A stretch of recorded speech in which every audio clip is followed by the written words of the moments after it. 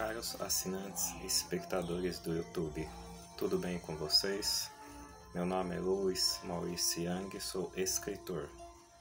Tenho este canal no YouTube e gostaria de lhes apresentar uma novidade aqui, mas que já foi lançado em 14 de outubro de 2013. Um livro cujo nome é Poetry's Lyrical Chronicle and Do's. Ele contém 69 fotos em preto e branco que ilustram as suas histórias. É escrito em forma de conto, prosa e poesia rítmica para tornar sua leitura mais divertida e mais prazerosa. Ele está aqui.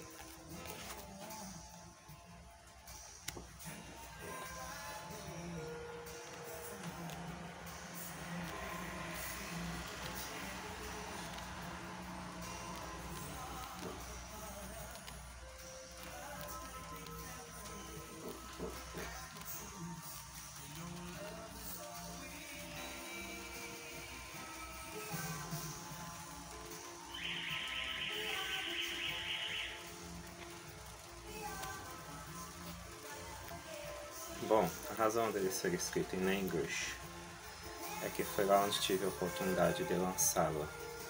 Ele foi lançado com a editora Create Space em Charleston, South Carolina, nos Estados Unidos.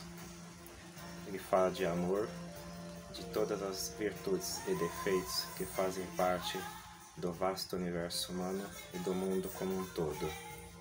Vendeu cerca de 100 exemplares nos Estados Unidos, Japão e em outros países, na década de 2000. Bom, muito se fala a respeito da saudosa época de ouro que foram as décadas de 80 e 90, nas artes e na música como um todo. Mas queremos ver o que está escrito a respeito. E este meu livro fala muito de uma antiga arte que era de escrever cartas e conhecer pessoas e namoro por correspondência de pessoas de países distantes. Muito na moda na época, especialmente as Svetlanas, mas não apenas elas, mas muitas outras.